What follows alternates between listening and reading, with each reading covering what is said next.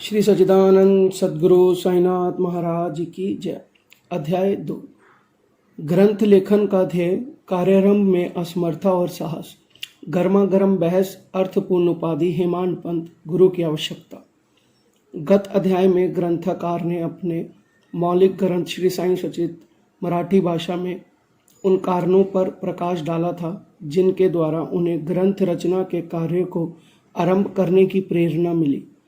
अब वह ग्रंथ पठन के योग्य अधिकारियों तथा अन्य विषयों का इस अध्याय में विवेचन करते हैं।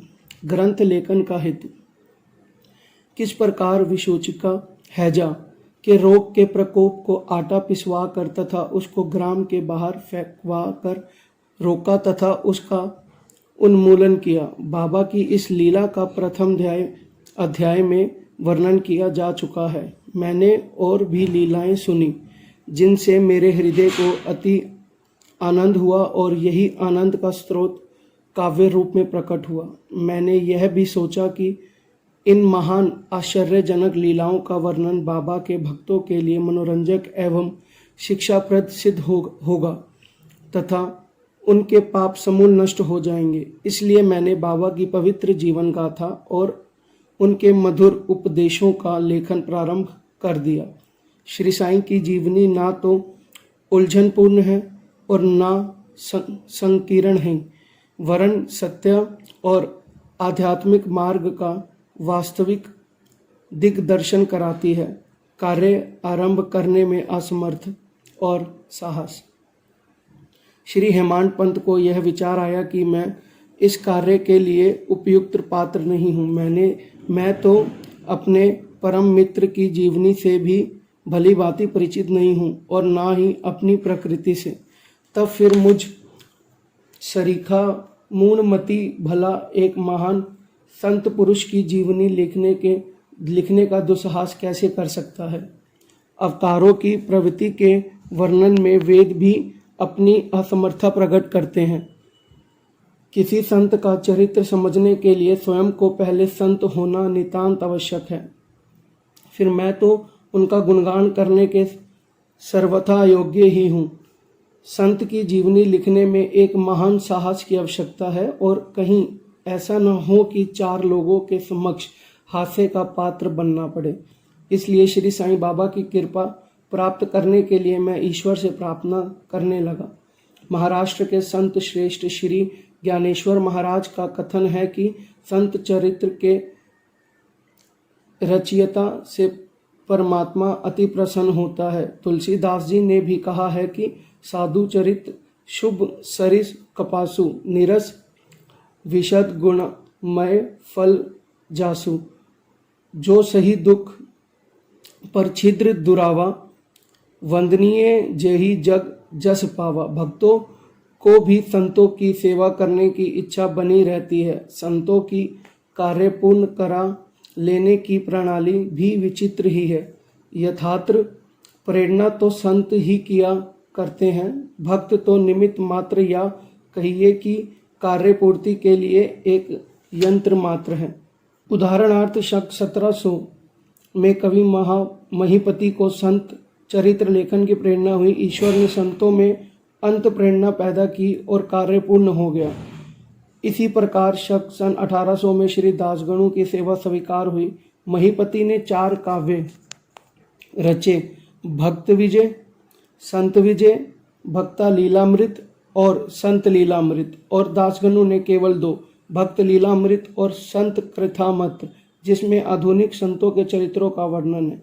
भक्त लीलामृत के अध्याय 31, 32 और 33 तथा संत कथामित्र के अध्याय 47 में अध्याय में श्री साईं बाबा की मधुर जीवनी तथा अमूल्य उपदेशों का वर्णन सुंदर एवं रोचक ढंग से किया गया है। इनका उदाहरण श्री साईं लीला पत्रिका के अंक 11, 12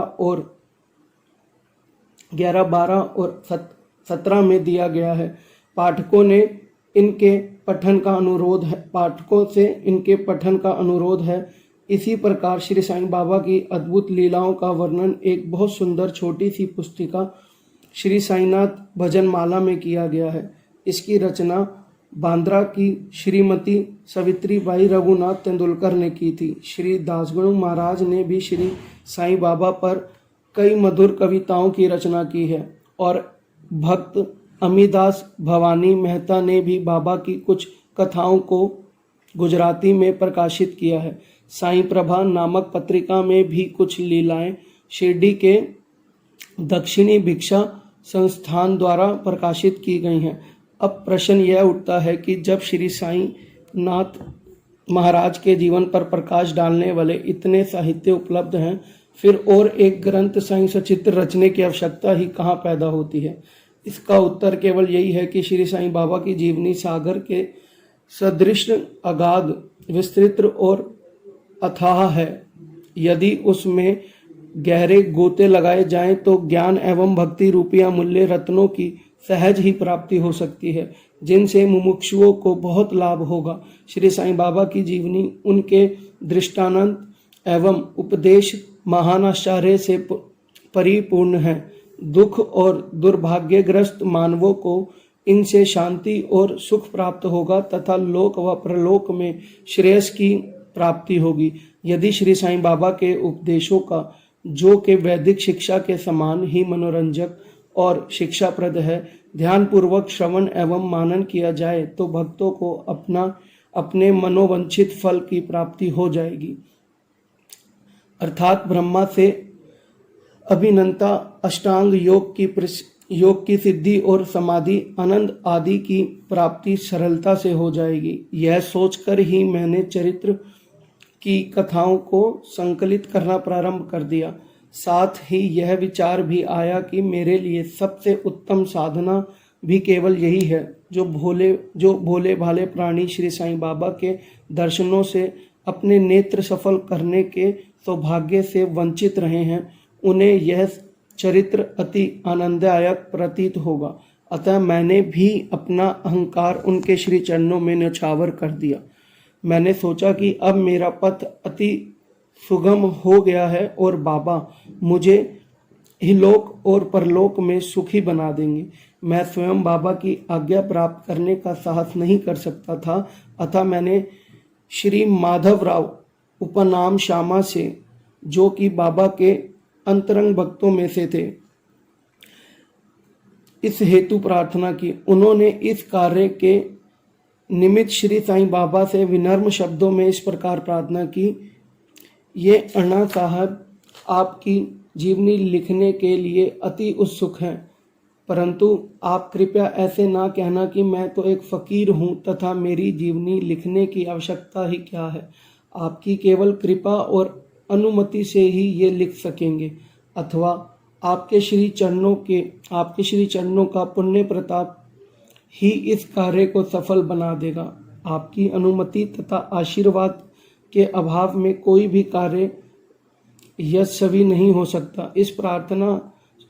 यह प्रार्थना सुनकर बाबा को दया आ गई। उन्होंने आश्वासन और उदी देकर अपना वरद हस्त मेरे मस्तक पर रखा और कहने लगे कि इन्हें जीवनी और दृष्टांतों को एकत्रित लिपिबद्ध करने दो, मैं इनकी सहायता करूंगा। मैं स्वयं ही अपनी जीवनी लिखवा कर भक्तों की इच्छा पूर्ण करूंगा, परंतु इनको अपना अहद त्याग कर मेरी शरण में आना चाहिए। जो अपने जीवन में इस प्रकार आचरण करता है उसकी मैं अत्यधिक सहायता करता हूँ। मेरी जीवन कथाओं की बात जो सहज है, मैं तो इन्हें घर बैठे अनेक प्रकार से सहायता पहुँचाता हूँ। जब इनका अहं पूर्णतः नष्ट हो जाएगा और खोजने पर लेश मात्र भी न मिलेगा, तब मैं इनके अतः कारण में प्रकट होकर स्वयं ही अपनी जीवनी लिखूंगा। मेरे चरित्र और उपदेशों के श्रवण मात्र से ही भक्तों के हृदय में श्रद्धा जागृत होकर सरलता पूर्वक आत्मानुभूति एवं परमानंद की प्राप्ति हो जाएगी। ग्रंथ में अपने मत का प्रतिपादन और दूसरों का खंडन तथा अन्य किसी विषयों के पक्ष या विपक्ष में व्यर्था के वाद विवाद की कुचेष्टा नहीं होनी चाहिए। अर्थपूर्ण उपाधि हेमांड पंत। वाद विवाद शब्द से हमको स्मरण हो आया कि मैंने पाठकों को वचन दिया है कि हेमाड पंत उपाधि किस प्रकार प्राप्त हुई, इसका वर्णन करूंगा। अब मैं उसका वर्णन करता हूँ। श्री काका साहब दीक्षित व नाना साहब चांदोरकर मेरे अति घनिष्ठ मित्रों में से थे। उन्होंने मुझसे शिरडी जाकर श्री साईं बाबा के दर्शनों का लाभ उठाने का अनुरोध किया। मैंने उन्हें वचन दिया, परंतु कुछ बाधा आ जाने के कारण मेरी शिरडी यात्रा स्थगित हो गई। मेरे एक घनिष्ठ मित्र का पुत्र लोनावला से रोगग्रस्त हो गया था। उन्होंने सभी संभव आदिवैदिक और आध्यात्मिक उपचार किए, परंतु सभी प्रयत्न निष्फल हुए और ज्वर किसी प्रकार भी कम ना हुआ।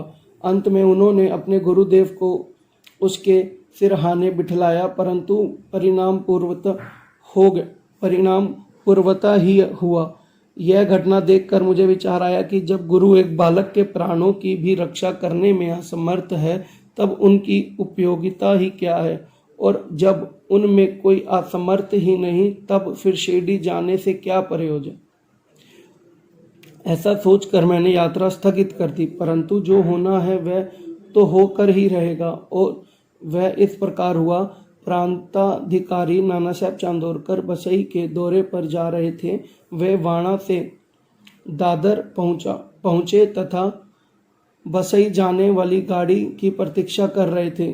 उसी समय बांद्रा लोकल आ पहुंची, जिसमें बैठकर वे बांद्रा पहुंचे तथा शिरडी यात्रा स्थगित करने के लिए मुझे आड़े हाथों लिया। नाना साहब का तर्क मुझे उचित तथा सुखदायी प्रतीत हुआ, और इसके फलस्वरूप मैंने उसी रात्रि शिरडी जाने का निश्चय किया और सामान बांधकर शिरडी को प्रस्थान कर दिया। मैंने सीधे दादर जाकर वहां से मनमाड़ की गाड़ी पकड़ने का कार्यक्रम बनाया। इस निश्चय के अनुसार मैंने दादर जाने वाली गाड़ी के डिब्बे में प्रवेश किया। गाड़ी छूटने ही वाली थी कि इतने में एक यवन मेरे डब्बे में आया और मेरा सामान देखकर मुझसे मेरा गंतव्य स्थान पूछने लगा। मैंने अपना कार्यक्रम उसे बतला दिया। उसने मुझसे कहा कि मनमाड़ की गाड़ी दादर पर खड़ी नहीं होती, इसलिए सीधे बोरीबंदर से होकर जाओ। यदि यह एक साधारण ही घटना घटित ना हुई होती तो मैं अपने कार्यक्रम के अनुसार दूसरे दिन शिरडी न पहुंच सकने के कारण अनेक प्रकार की कुशंकाओं से घिर जाता, परंतु ऐसा घटना ना था। भाग्य ने साथ दिया और दूसरे दिन 10 बजे के पूर्व ही मैं शिरडी पहुंच गया। यह सन 1910 की बात है, जब प्रवासी भक्तों के ठहरने के लिए साठेवाड़ा ही एकमात्र स्थान था। तांगे से उतरने पर मैं साईं बाबा के दर्शन के लिए बड़ा लालिता था। उसी में भक्त प्रवर श्री तात्या साहब नूलकर मस्जिद से लौटे ही थे। उन्होंने बतलाया कि इस समय श्री साईं बाबा मस्जिद के मोड़ पर ही हैं। अभी केवल उनका प्रारंभिक दर्शन ही कर लो और फिर स्नानादि से निर्वत होने के पश्चात सुविधा से भेंट करने जाना। यह सुनते ही मैं दौड़कर गया और बाबा की चरण वंदना की। मेरी प्रसन्नता का पारावार ना रहा। मुझे क्या नहीं मिल गया था। मेरा शरीर उल्लसित सा हो गया। क्षुधा और तृष्णा की सुधि जाती रही। जिस क्षण से उनके भव विनाशक चरणों का स्पर्श प्राप्त हुआ, मेरे जीवन में एक नूतन आनंद प्रवाह बहने लगा। मैं उनका सदैव के लिए ऋणी हो गया। उनका यह उपकार मैं कभी भूल ना सकूंगा। मैं सदा उनका स्मरण कर उन्हें मानसिक प्रणाम किया करता हूँ। जैसा कि मेरे अनुभव में आया कि साईं के दर्शन में ही यह विशेषता है कि विचार परिवर्तन तथा पिछले कर्मों का प्रभाव शीघ्र मंद पड़ने लगता है और शनै शनै अनासक्ति और सांसारिक भागों से वैराग्य बढ़ता जाता है। केवल गत जन्मों के अनेक शुभ संस्कार एकत्रित होने पर ही ऐसा दर्शन प्राप्त होने सुलभ हो सकता है। पाठकों, मैं आपसे शपथ पूर्वक कहता हूँ कि यदि आप श्री साईं बाबा को एक दृष्टांत भर कर देख लेंगे तो आपको संपूर्ण विश्व ही साईमय दिखलाई पड़ेगा। गर्मा गर्म बहस। शिरडी पहुंचने के प्रथम दिन ही बाला साहब तथा मेरे बीच गुरु की आवश्यकता पर वाद विवाद छिड़ गया। मेरा मत था कि स्वतंत्रता त्याग कर पराधीन क्यों होना तथा जब कर्म करना ही पड़ता है तब गुरु की आवश्यकता ही कहाँ रही। प्रत्येक को पूर्ण प्रयत्न कर स्वयं को आगे बढ़ाना चाहिए। गुरु शिष्य के लिए करता ही क्या है, वह तो सुख से निद्रा का आनंद लेता है। इस प्रकार मैंने स्वतंत्रता का पक्ष लिया और बाला साहब ने प्रारब्ध का। उन्होंने कहा कि जो विधि लिखित है वह घटित होकर रहेगा।